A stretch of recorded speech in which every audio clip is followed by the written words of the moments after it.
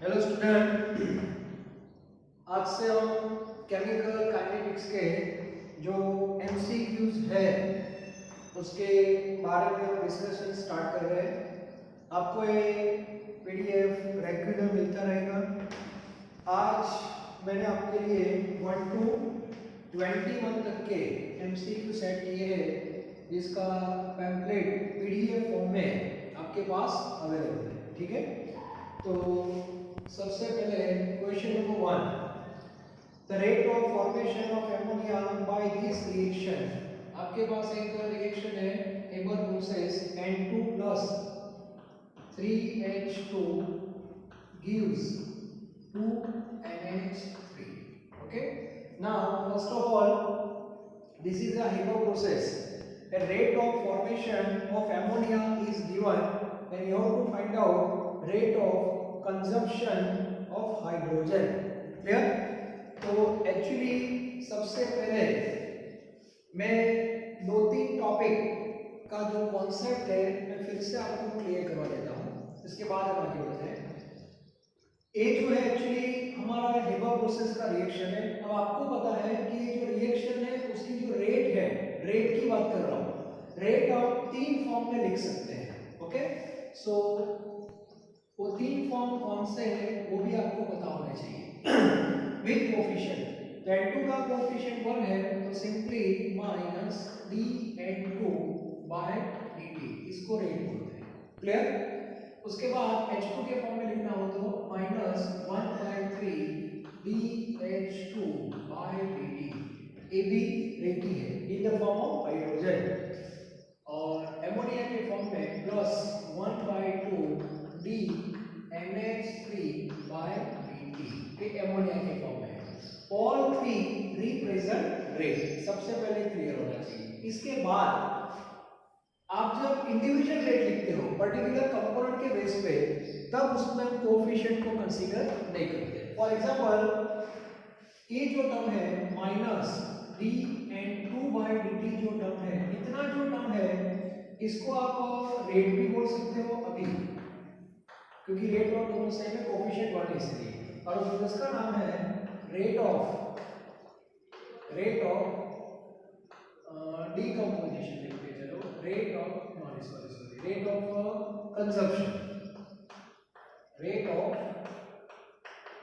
Consumption of N2, ऐसा लिख सकते हो। ठीक है, क्योंकि उसमें कोएफिशिएंट 1 है तो rate of consumption of N2 और रेट दोनों सेम होते हैं। अब जो मैं लिख रहा हूं माइनस dH2 बाय dt, याद रखना इसको रेट नहीं बोल सकते। रेट मतलब है पूरा टर्म, दैट इज रेट। तो इतना जो पार्ट है without coefficient, that is rate of consumption, rate of consumption of H2। Yes, इसको रेट ऑफ कंजम्पशन बोलते हैं। मतलब जब आप इंडिविजुअल बात कर रहे हो तो उसमें कोएफिशिएंट नहीं आता। ठीक है, और एमोनिया की बात करते हैं plus without coefficient dNH3 by dt। ठीक है, इसको बोलते हैं एमोनिया का फॉर्मेशन हो रहा है, so rate of formation, rate of formation of NH3। Clear? ये क्लियर होना चाहिए। मतलब विदाउट कोएफिशिएंट वाले जो टर्म होते हैं, विदाउट कोएफिशिएंट, वो rate of disappearance, rate of consumption, rate of appearance, rate of formation, ऐसे वर्ड यूज किए जाते हैं विदाउट कोएफिशिएंट। विद कोएफिशिएंट जब आप टर्म लिखते हो तो सिंपली क्या हो जाएगा, रेट हो जाएगा। पहले एक क्लियर होना चाहिए।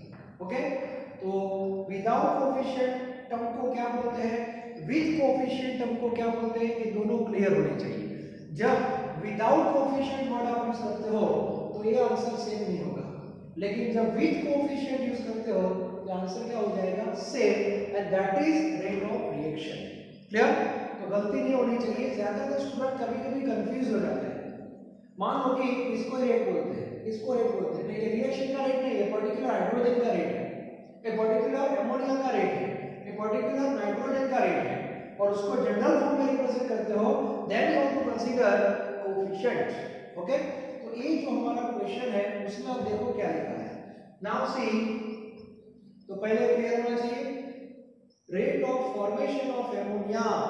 आपको एमोनिया का जो फॉर्मेशन ये रहा है, इतना टर्म ही दिया है, rate of formation of ammonia that is given is equal to 2.5 into 10⁻⁴ molarity per second. Mole per litre means molarity per second, ये आपको दिया है। And you have to find out rate of consumption express in terms of hydrogen, मतलब आपको ये rate find करना है, ठीक है, मतलब -dH2/dt फाइंड करना है, पर आपको ये दिया है। तो इन दोनों का रिलेशन कहां से मिलेगा, तो यहां से मिलेगा। Okay, so now consider this one, yes, ये पार्ट को कंसीडर करना है, क्लियर। अब आपको -dH2 वाला फॉर्म फाइंड करना है, देयरफॉर -dH2/dt, इसको सब्जेक्ट बनाओ क्योंकि आपको ये टर्म फाइंड करना है ना, यस, -dH2/dt, तो 3 और उसको सामने ले जाओ, प्लस 3/2 d NH3/dt, और 3/2 का मीनिंग होता है 1.5। इसका मीनिंग हुआ, आपको जो ऑप्शन दिए हैं उसमें टाइम्स लिखा है, the rate of consumption of hydrogen will be 1.5 means 1.5 time of that expressed in terms of ammonia। आपका जो आंसर आएगा दैट इज डी। ओके, कभी-कभी न्यूमेरिकल वैल्यू फाइंड करनी होती है, तो ये जो अमोनिया की रेट है उसको 1.5 से क्या करना, मल्टीप्लाई, तो 2.5 into 10⁻⁴, तो ये आंसर आएगा दैट इज -dH2/dt। क्लियर। तो ये कॉन्सेप्ट बहुत इंपॉर्टेंट है। विद कोएफिशिएंट जब हम लिखते हो तो बीच में इक्वल आ जाएगा, and that is called rate of reaction, that is general without with coefficient. और विदाउट कोएफिशिएंट जो टर्म आप लिखते हो, without coefficient that is rate of individual component. बात समझ आई है, not general. Without coefficient that is rate of individual component, and with coefficient that is rate of reaction. तो दोनों को कैसे यूज करना है, कैसे उनका कोऑर्डिनेशन होता है पता होना चाहिए। और मेरी एडवाइस है, सबसे पहले आपको क्या करना चाहिए, ये जो हमारा इक्वेशन है उसके हिसाब से आप पहले रेट लेंगे, उसके बाद ये तीनों सेम हो जाएंगे। अब तीन में से किसी एक का इंडिविजुअल रेट दिया होगा तो बाकी दो का आप फाइंड कर सकते हैं। क्लियर। मान लो कि dN2/dt फाइंड करना है तो 1/2 हो जाएगा, दैट इज 0.5। ठीक है। सेकंड क्वेश्चन, देखो सेकंड क्वेश्चन उससे रिलेटेड ही है। 2HI gives H2 plus I2। Okay, अब मुझे बताओ इसकी रेट क्या होगी। पहले रेट लिखते हैं, rate means -1/2 dHI/dt is equal to plus dH2/dt is equal to plus dI2/dt, क्योंकि यहाँ का कोएफिशिएंट 1 है। क्लियर। ये तीनों रेट हो गए। अब क्वेश्चन है -1/2 प्लस, ये टर्म है वो एग्जैक्टली क्या है, तो विद कोएफिशिएंट है मतलब ये रेट हो गई। बात समझ आई। तो ऑप्शन ए है रेट ऑफ फॉर्मेशन, फॉर्मेशन तो होता ही नहीं, वो गलत है। Rate of disappearance of HI, वो भी गलत है। रेट ऑफ डिसअपीयरेंस से वो इंडिविजुअल हो गया। And third instantaneous rate of reaction, yes this is the general, तो आंसर आएगा सी। इतना जो टर्म है ना, विदाउट ए टर्म को आप बोल सकते हो rate of disappearance of HI without coefficient. तो गलती से आंसर बी मत लिख देना वरना गए। ओके, तो ये भी आपका क्लियर होना चाहिए। मतलब जनरल रेट का एक्सप्रेशन और इंडिविजुअल रेट का एक्सप्रेशन दोनों के बीच में क्या डिफरेंस है वो आपको पता होना चाहिए। ठीक है, और इसका एक स्क्रीनशॉट ले लो अच्छी तरह। तो सेकंड में आपका आंसर आएगा C, clear, instantaneous rate of reaction. ये जो टर्म है, ए टर्म को आप दो फॉर्म में रिप्रेजेंट कर सकते हो क्योंकि उसका कोएफिशिएंट 1 ही है। तो यहाँ पे इसको आप रेट भी बोल सकते हो इंस्टेंटेनियस, और इसको rate of formation of hydrogen भी बोल सकते हो, इसको rate of formation of I2 भी बोल सकते हो, और इंस्टेंटेनियस रेट भी बोल सकते हो। Clear. Now third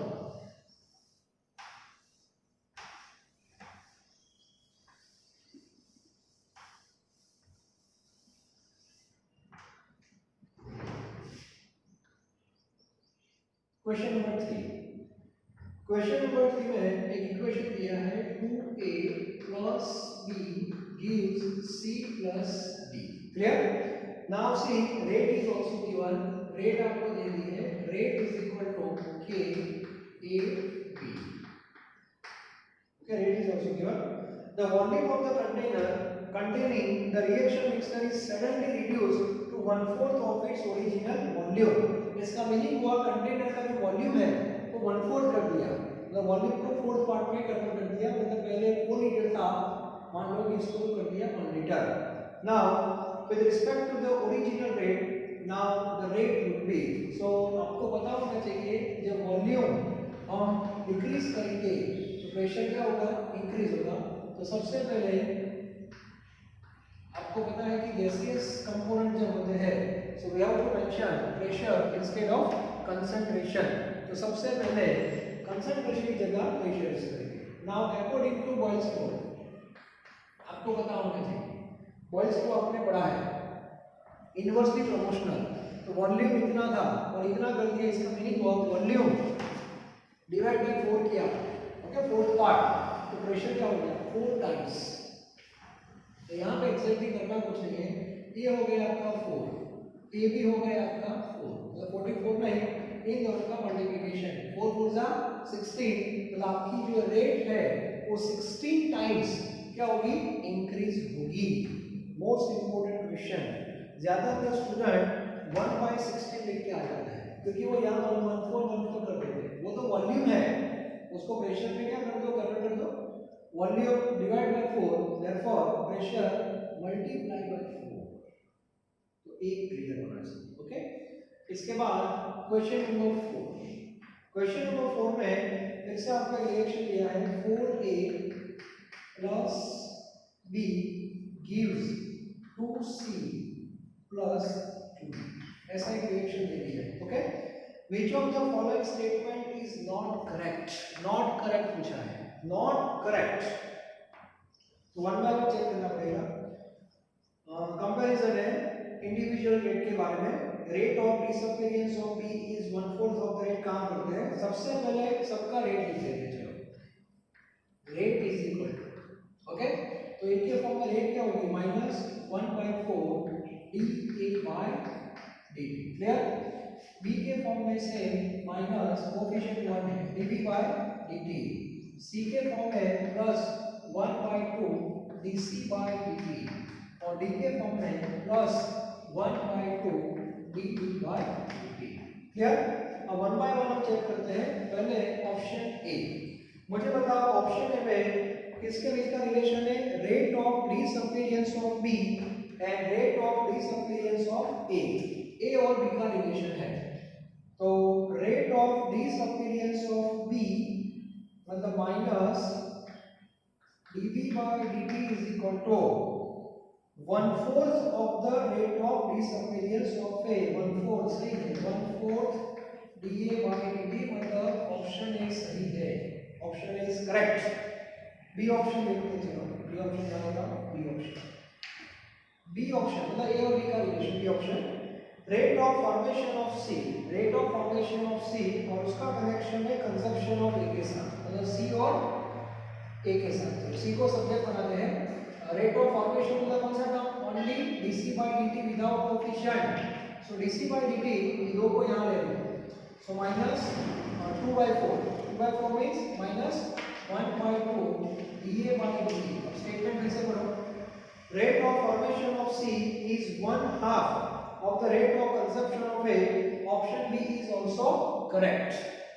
now option C, rate of appearance of D, rate of appearance of D मतलब D की कंपैरिजन करनी है disappearance of D मतलब B और D के बारे में, तो इसको सब्जेक्ट बनाना है, प्लस dd by dt, ये दो यहाँ पे आ जाएगा, माइनस 2 dv by dt, मतलब वो डबल होना चाहिए, okay. So rate of the appearance of D is half लिखा है, हाफ नहीं ये डबल है, ये रिलेशन ये सही है, मतलब स्टेटमेंट जो है वो गलत है, ओके, ट्वाइस आना चाहिए, इसमें लिखा है डबल। और d option, d option, rate of formation of c and d are equal, rate of formation of c and d are equal, yes ये दोनों सेम है, ये दोनों को जब आप कंपेयर करोगे ये दोनों कट हो जाएंगे, तो both are same, dc by dt is equal to dt by dt। तो ये एसोसिएशन कैसे होगा, ये कांसेप्ट आपका क्लियर होना चाहिए, ठीक है। जैसे क्वेश्चन जी और नीट में आता है सेंटेंस फॉर्म में, तो आपको क्लियर होना चाहिए कि भाई करना क्या है। सबसे पहले रेट लिखिए बस, आपके पास कोई ऑप्शन नहीं है, सबसे पहले you to write rate in terms of all component with coefficient बीच में इक्वल, और बाद में जो रिलेशन डेवलप करना है वो बना दो, इससे पता चल जाएगा इन दोनों का रिलेशन क्या होगा। तो ये जो रेट है डीए बाई डी से 1/4 है, इसको सब्जेक्ट बनाया तो ये 4 सामने चला जाएगा तो 4 टाइम्स हो जाएगा। क्लियर? तो ऐसे क्वेश्चन आपके परफेक्ट होने चाहिए। Now question number 5, negative sign used in expressing the rate of reaction indicate what? Negative sign का मीनिंग होता है with time concentration of reactant decreases. So appropriate answer is C. Simple. Now question number 6. In question number 6, two gas A and B are filled in a container. Rate rho is given. Rate आपको दी हुई है, अब मैं यहाँ पे rate लिख रहा हूँ, लेकिन गैसियस फॉर्म में है। एक काम करते हैं, गैसियस फॉर्म में है तो पी लिख दो डायरेक्ट। चलो ये हमारा गैसियस फॉर्म हो गया। कंसंट्रेशन की जगह प्रेशर वर्ड यूज करना है। Now question is predict the effect on the rate of the reaction when pressure is double. Pressure double मतलब यहाँ पे 2 करना है और यहाँ पे भी 2 करना है, ठीक है। प्रेशर डबल बोल दिया तो 2 का स्क्वायर क्या होगा 4, 4 2 जा 8। सो रेट जो है that will increase by 8 times, 8 times, okay. तो रेट जो होगी वो 8 टाइम्स इंक्रीज होगी। Answer D, yes. Now what about question number 7, for a gaseous reaction the unit of rate constant of reaction. Gaseous reaction में rate of reaction का unit तो simple है, क्या यूनिट था रेट का? गैस में बताया था मैंने, गैस में मोल पर लीटर की जगह प्रेशर लेते हैं, प्रेशर का unit atmosphere, so atmosphere second inverse ppm, simple ही है। Now question number 8, rate equation is given, rate equation is given, rate is equal to k a 1/2, sorry b होगा यहाँ पे b 1/3 and c, and question is order of reaction, मतलब total order पूछा है तो सबको ऐड कर दो। गलती हो सकती है 1/2 1/3 प्लस 1, कभी कभी स्टूडेंट नहीं लिखा तो 0 बोल देते हैं, यहाँ पे 1 है। क्लियर? सो एलसीएम क्या होगा 3 2 6, सो 3 + 2 + 6, so answer is 11/6 fractional. More order of reaction में भी इन फ्रैक्शन, ये भी आपका क्लियर होना चाहिए, okay. Now question number 9, in question number 9 CH3 CH3 plus I2 gives product, ऐसा एक रिएक्शन है। now rate equation is given dx by dt, that is minus the rate, and that is K acetone, और यहाँ पे लिखा है H plus, यहाँ पे H plus भी है, that is like catalyst। तो ये rate equation. Now question is order of reaction with respect to iodine. तो रेट इक्वेशन में आप देखो आयोडीन वाला टर्म है ही नहीं, आयोडीन वाला टर्म नहीं है, इसका मीनिंग हुआ I का पावर क्या होगा, I का पावर होगा 0। It means this reaction is 0 order with respect to iodine, ऐसा बोल सकते हैं। क्लियर? तो क्वेश्चन 9 आपका हो गया, तो एक स्क्रीनशॉट ले लो अच्छी तरह, फिर आगे बढ़ते हैं,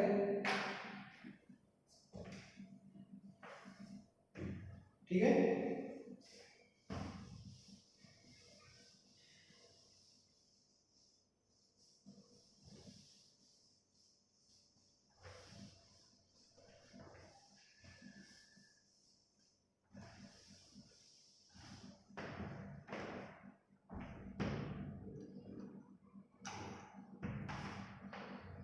Now question number 10.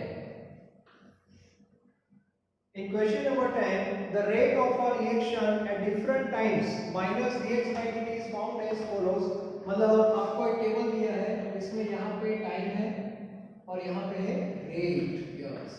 कंसंट्रेशन नहीं, डायरेक्ट आपको रेट लिख दिया है।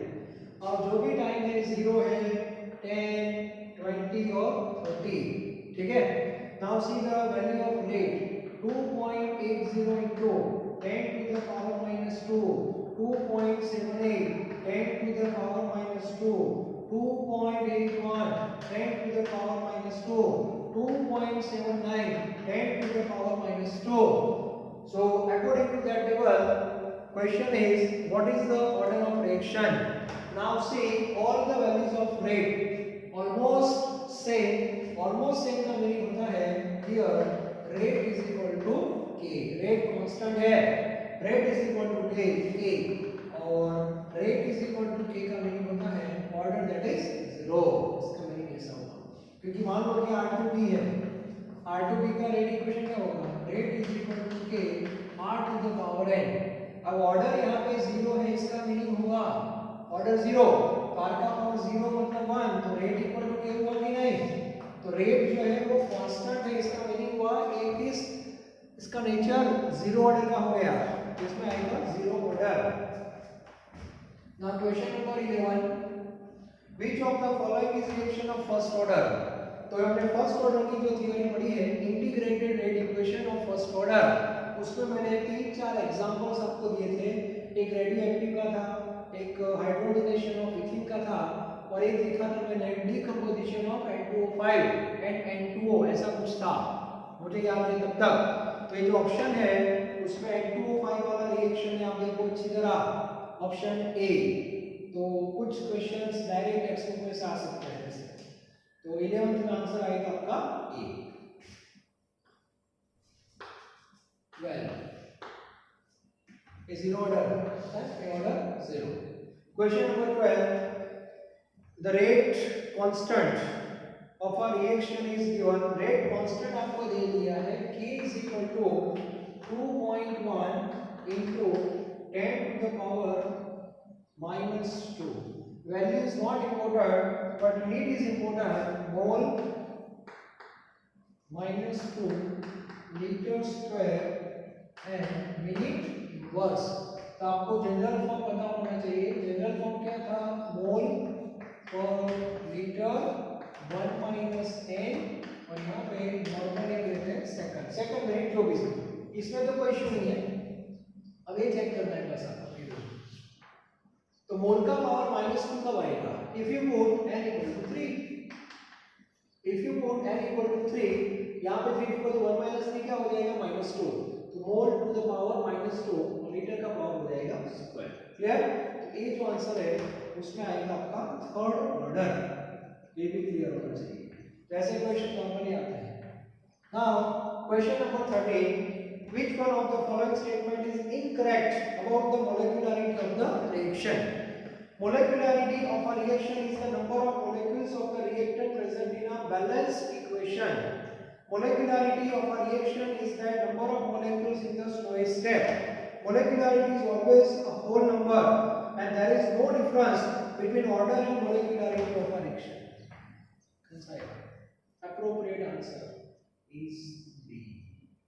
There is no difference बोला है. इसका मीनिंग क्या हुआ? मोलेकुलरिटी और ऑर्डर सेम होते हैं. ऐसा किसने बताया? All terms are different. Molecularity always whole number, while order whole number, fractional value और इवन 0. तो यहाँ पे इनकरेक्ट पूछा है, तो आंसर आएगा आपका डी. 13 में डी.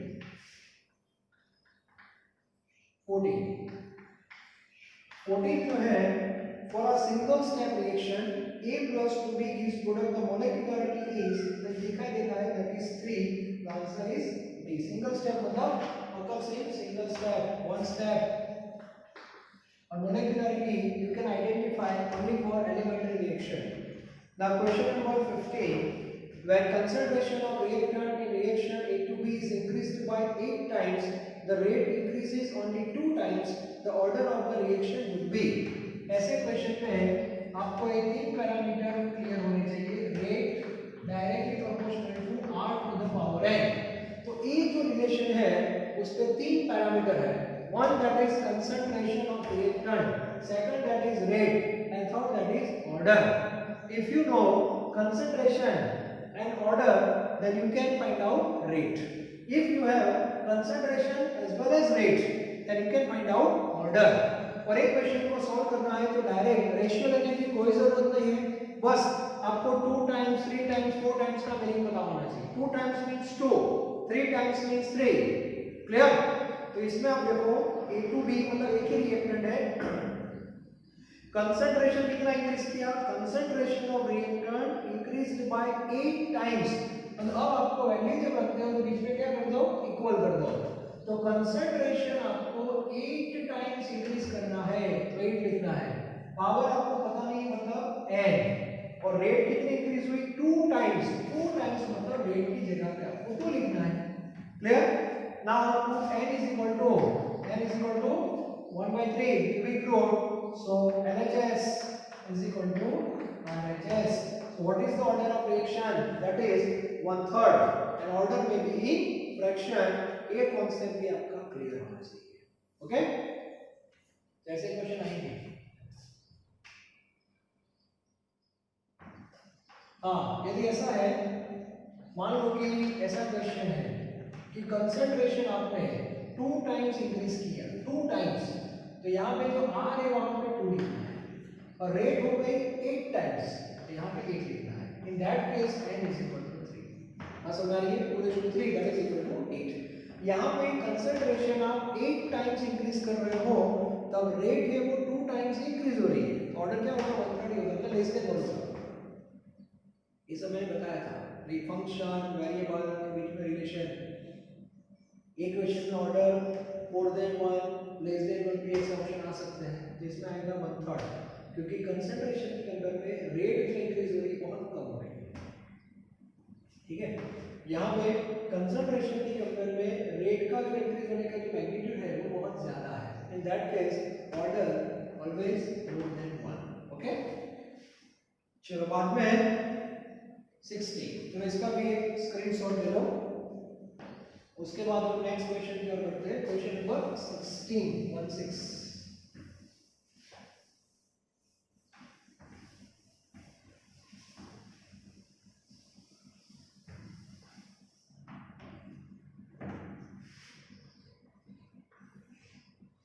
क्वेश्चन नंबर 16 जो है, अभी हाफ लाइफ के बारे में। A is the initial concentration of the reactant of the half life period of the reaction nth order। Actually अभी ये थोड़ा टॉपिक बाकी है, फिर भी मैं थोड़ा आइडिया दे सकता हूं आपको।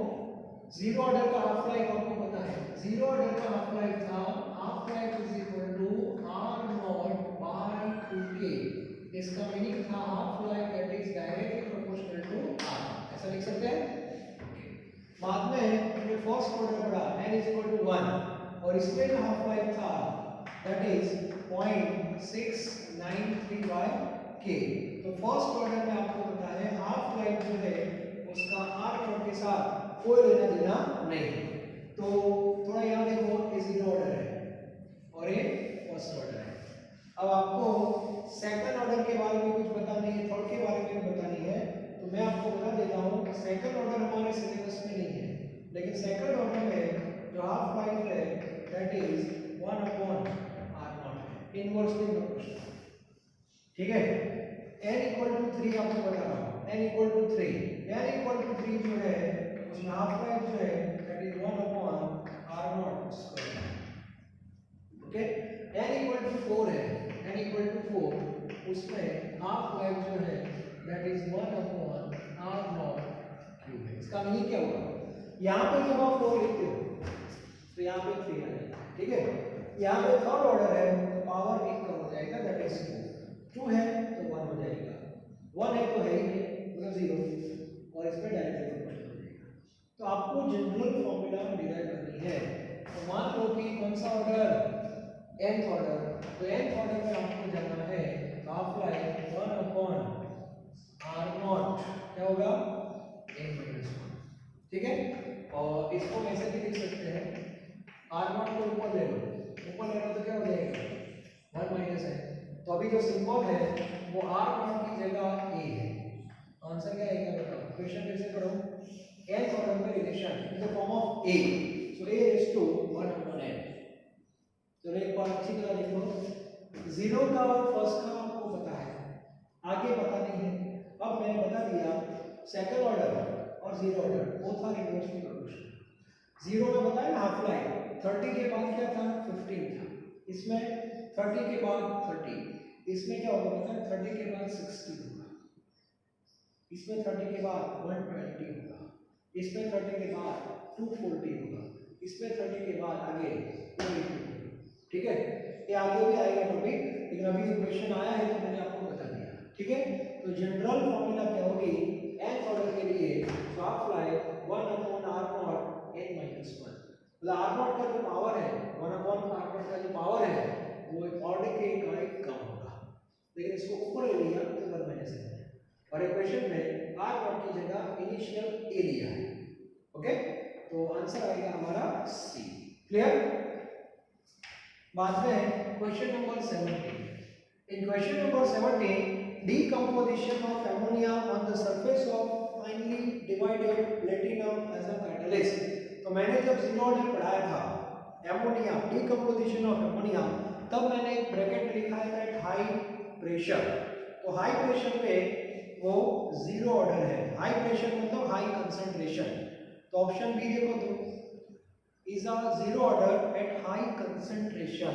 कंसंट्रेशन से प्रेशर तो नहीं है, गैस में क्या होगा, गैस में जो कंसंट्रेशन है वही प्रेशर है, और ये जो लिखा है first order at low concentration. तो पुरानी बुक में टॉपिक था, ये जो थ्योरी है decomposition of ammonia on PT surface, उसमें दो लाइन याद रखना, at low pressure reaction is first order, while at high pressure reaction is zero order.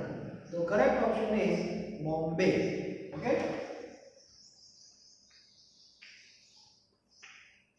now question number 18, 1H, if A is the initial concentration of the reactant, मतलब R0 की जगह A symbol use किया है, the time taken for completion of reaction, completion लिखा वहां पे underline कर दो, completion of the reaction of its zero order will be। Okay, आपको टाइम फाइंड करना है, तो मुझे बताओ जीरो ऑर्डर का इंटीग्रेटेड रेट इक्वेशन क्या था। तो जीरो ऑर्डर का था a = r0 minus r upon t। Clear? Okay, अब आपको टाइम फाइंड करना है, लेकिन time for completion of reaction, इसका मीनिंग क्या हुआ, time of completion of the reaction का मीनिंग क्या हुआ, जो रिएक्टेंट है वो जीरो हो गया, जितना भी रिएक्टेंट था वो प्रोडक्ट में कन्वर्ट हो गया।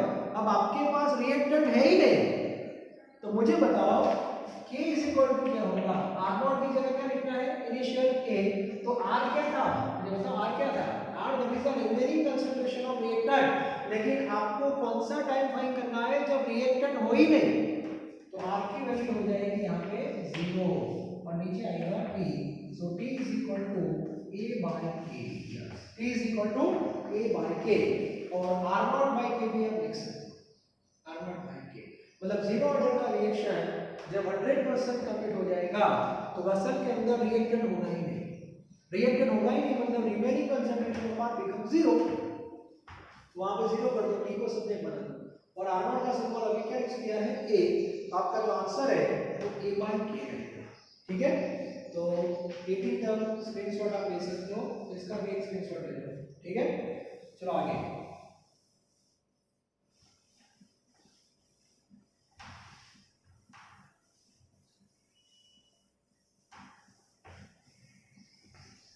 चलो 2-3 क्वेश्चन और है, ज्यादा नहीं है। Question number 19, in question number 19, which of the following represent the expression for 3/4 life, मतलब आपको T 3/4 की फॉर्मूला T 3/4, ठीक है, for first order, first order. तो मैंने लेक्चर में आपको बताया था एक जनरल फॉर्मूला बताई थी, T1/n = 2.303/k log n/n - 1। Clear? n/n-1। तो आपको T 3/4 चाहिए, तो मैंने बताया था n = 4/3, so we have T 3/4 = 2.303/k log n = 4/3, तो यहाँ पे आपको 4/3 लिखना है, नीचे 4/3 - 1। अब इसको सॉल्व करके देखो, 2.303 by k log 4 upon 4 minus 3। और 4 माइनस 3 क्या होगा? That is 1। तो आपका जो आंसर है that is P3/4 is equal to 2.303 by k log 4। ये आंसर है। चेक करो ये ऑप्शन में log 4 ऐसे इसको सॉल्व करें। एलसीएम 3 आएगा ना, 3 आ जाएगा ना, 3 3 कट हो जाएगा बाद में। सो 4 माइनस 3 नीचे रहेगा डिनोमिनेटर, सो 4 माइनस 3 बिकम्स 1। क्लियर? ये परफेक्ट होना चाहिए, मोस्ट इंपोर्टेंट। तो इसीलिए मैंने बताया था आप 3/4 7 पॉइंट सबके फार्मूला से बना सकते हो, नो इशू। ओके, तो ये जनरल फार्मूला जो है 1/n ये आपको पता होना चाहिए। और जो t आपको फाइंड करना है उसका इनवर्स लेना है। आपको t 3/4 फाइंड करना है, n आपको 4/3 लेना है। आपको t 1/2 फाइंड करना है तो आपको n 2 लेना है। आपको t 7/8 फाइंड करना है तो आपको n 8/7 लेना है। क्लियर? ये परफेक्ट होना चाहिए। उसके बाद क्वेश्चन नंबर 20 में half life period of second order. तो अभी मैंने आपको बताया था सेकंड ऑर्डर का जो हाफ लाइफ है that is 1 upon r0। Second order है n इज इक्वल टू 2, यह पावर 1 है। ठीक है, तो आंसर होगा inversely proportional to initial concentration. ठीक है, और zero order 21 half life period of a zero order. Zero order में क्या था? जीरो ऑर्डर में ऐसा था कि n equal to 0 directly proportional, इसीलिए दोनों को साथ में लिखा है। क्वेश्चन नंबर 20 और 21 वो था इनवर्सली प्रोपोर्शनल और इसीलिए मैंने दोनों साथ में लिखे हैं। आज के लेक्चर में ये जो पैम्फलेट मैंने दिया है उसमें 1 to 21 के एमसीक्यू थे। तो आज हमने खत्म कर दिए, नेक्स्ट लेक्चर में हम आगे बढ़ेंगे। ठीक है, थैंक यू।